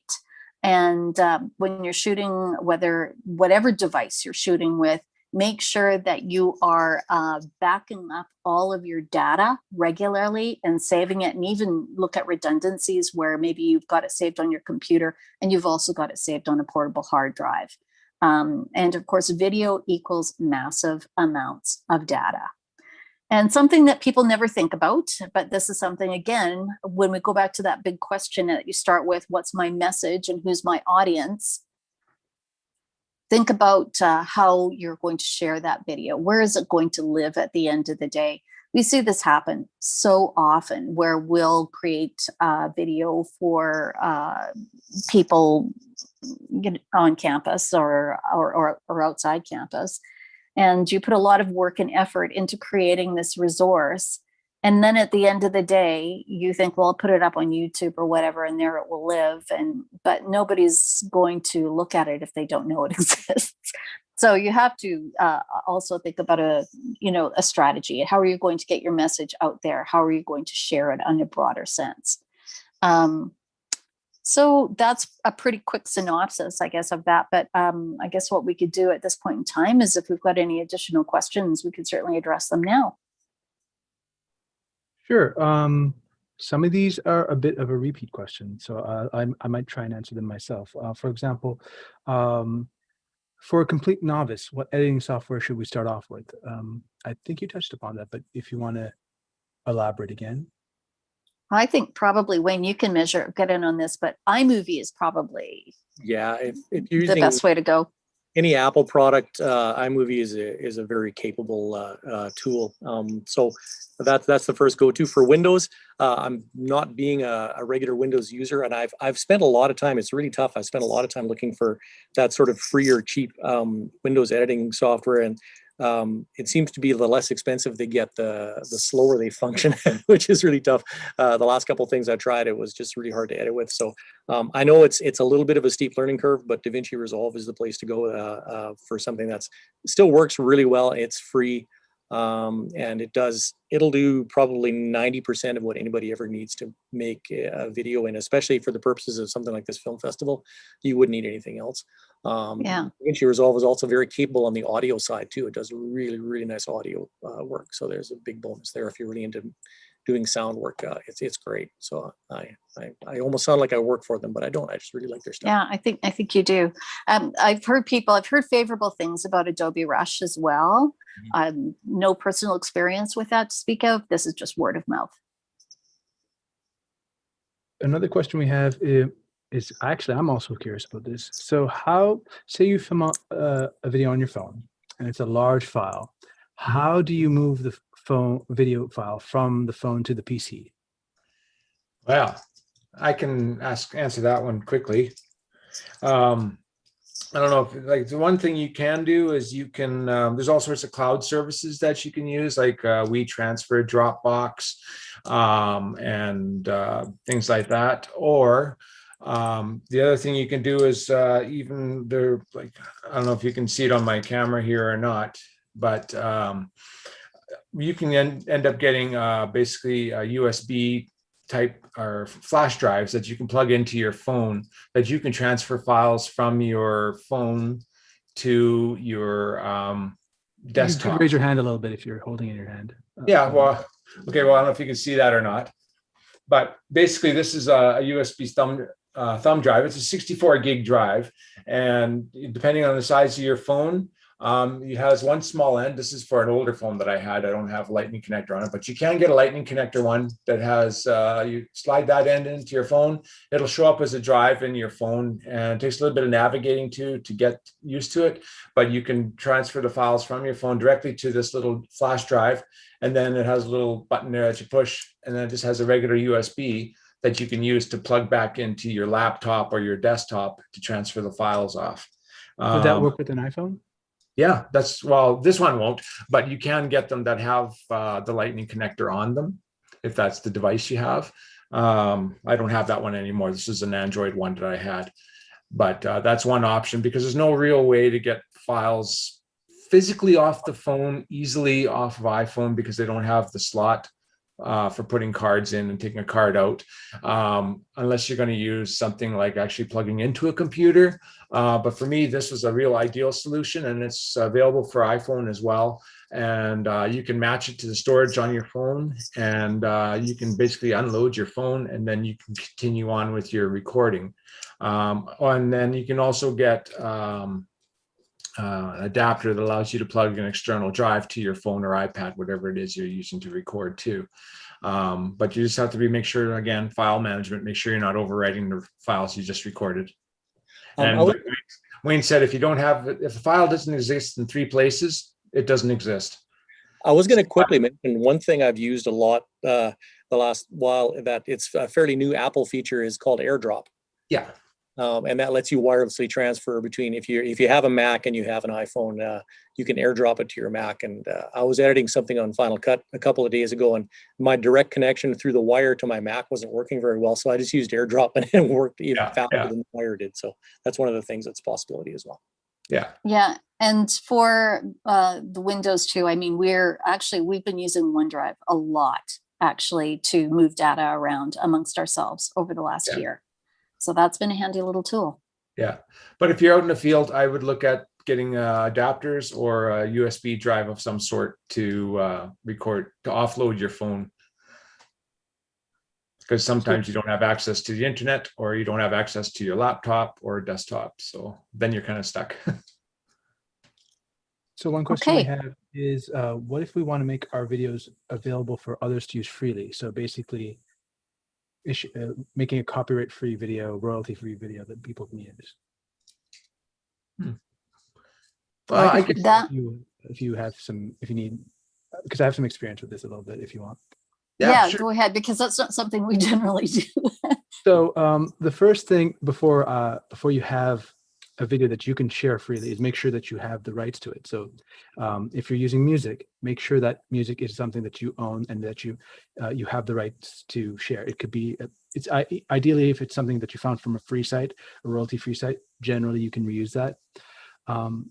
What you could do once you have the rights, once you have everyone who's involved in making the film and you have the rights to use it, you can release it a couple ways. You can release it as a Creative Commons item. And the Creative Commons allows you to basically license your film in a way that other people can use it. And there are certain forms. One is they can use it commercially. Others, they can't use it commercially. Others, you have to give it attribution and you can't modify it. And so you can pick the free license that you like. And if you don't care at all, there's also some licenses that are Creative Commons 0 and also Wikimedia Foundation, where, many of the images that you see on Wikipedia, they're up there because people who've contributed those images have forfeited the rights, and that you can use it in whatever capacity you wish. So those are some options, but the key is to make sure that you have the right to release what you want in a royalty-free or copyright-free manner. And if you have any suggestions, feel free to add to that if you like. Nope. So have we any more questions, or are we? It's all about the sensitivity issues that I had mentioned earlier. Yeah. Again, the sensitivity issues, a couple of things, I guess, just sort of referring back on that. When I have worked on documentaries or television series, when you're interviewing people, again, that's when you should probably pull some legal in. And what you should do too, what I have done in the past on TV series, is that lawyers will create a release form for you called a life release, basically. And it will cover off basically any indemnity by gathering information from somebody who has sensitive information to share. So that's when I would say always err on the side of caution. And if you can get some legal advice through maybe the institution that you work for, if it's a university or something of that nature, I would definitely consult with them and make sure you have documentation signed off. I don't know, is that what you're thinking of? That was one question. That was one person asked, do we have to have people sign release forms? How to do it the right way? You have them available. Yeah. And there were multi parts to this question. So another question was, how do you handle the situation of sensitive content for cases where people can see a certain film from a negative lens instead of viewing it in the same way as the producers? Well, that's a loaded question. I don't know. That's a lesson all on its own, really. Yeah, I think it is. That could be a new chapter in learning. The one thing you can do, the simplest, most straightforward answer would be make sure that you have an appropriate disclaimer on the information. And so you often see that on television shows, documentaries, movies, that sort of thing, or the opinions of the person are not necessarily those of blah, blah, blah. So disclaimer is probably the quick and easy way of dealing with that. But yeah, that could be pretty tricky. And finally, and it seems like we're at the end of questions. One is, how do you recommend we handle metadata of video and photos? Obviously, there can be risks and problems for sharing location data related to wildlife or sensitive natural areas. When can there be added benefit to allowing metadata to be shared? I don't know, does anybody want to take that on? I think, John, if you want to take that on, but again, I think that that's something that is a lesson all on its own and probably beyond the scope of kind of the fundamentals that we're looking into right now. Yeah, that would be that would take a bit of time to kind of go through, I think. I agree. Then on that note, it sounds like we've gone a bit over time, but we've seemed to reach everyone's questions. So thank you very much. And on that note, if you'd like to continue following us, you can follow us at LTAW Podcast on Twitter, at facebook.com/LTAW Podcast. And thank you for watching on Zoom, Twitter, YouTube, and Facebook. And on that note, I'll end the webinar. Thank you very much for everyone who attended.